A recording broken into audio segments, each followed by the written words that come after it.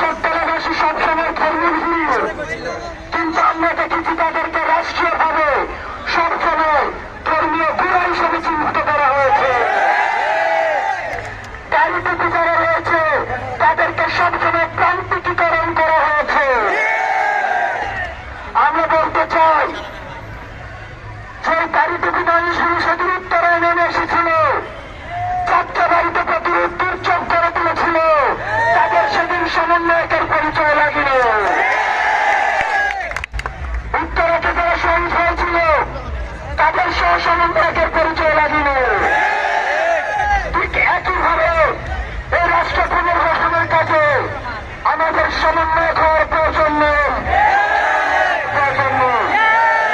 এখানে যারা রয়েছে প্রত্যেকের সমন্বয়ক, প্রত্যেকের সহ সমন্বয়ক।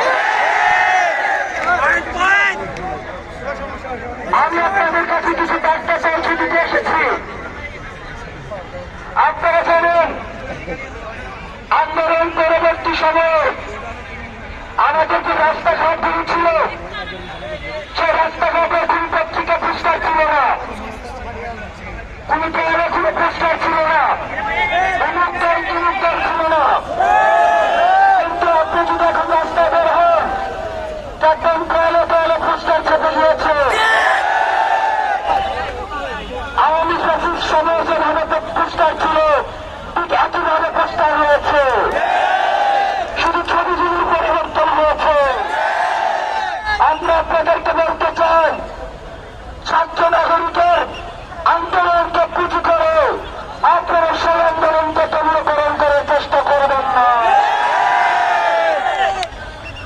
আমরা বলতে চাই, এই ছাত্র নাগরিকের